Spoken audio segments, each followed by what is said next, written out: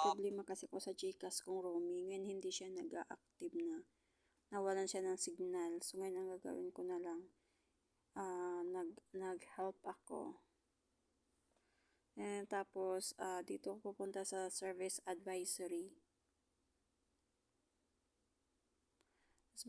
Tapos dito ako sa contact us. Kasi yung may laman yung GCash ko isa, so kailangan hindi ko na siya ma-open. Gawa nga ng walang signal yung roaming, tapos yung hindi na siya nagre-receive ng code. Pag nailalagin siya, kailangan ng code. So ngayon pumunta ako ng GCash Help Center. Ito yung gagawin ko. Chat ako kay with Gigi para ma-transfer yung pera ko dito sa kabila.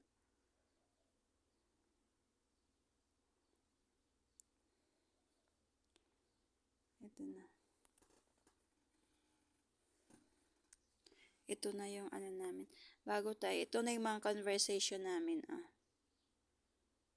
Tapos yun, for checking GCash account mo, active pa, ano gusto mong gawin.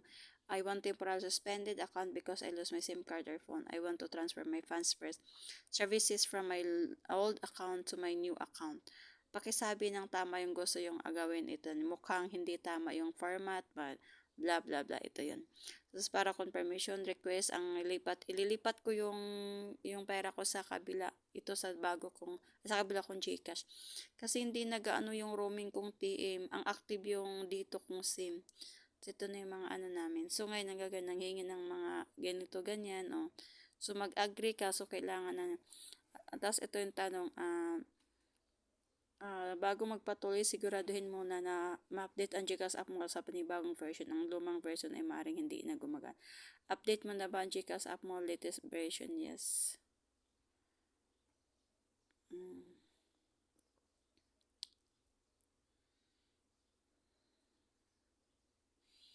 Kailangan ko siyang ilipat sa kasi hindi na gumagana yung TM kong SIM card.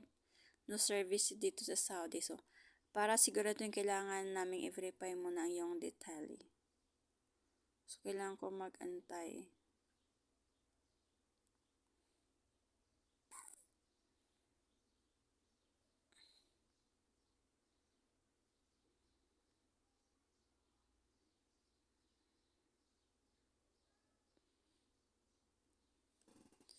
Kaysa masayang yung pera ko doon sa kabila kong GCash na 8,000 plus yun.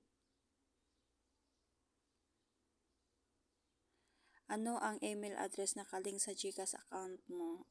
Ito kailangan.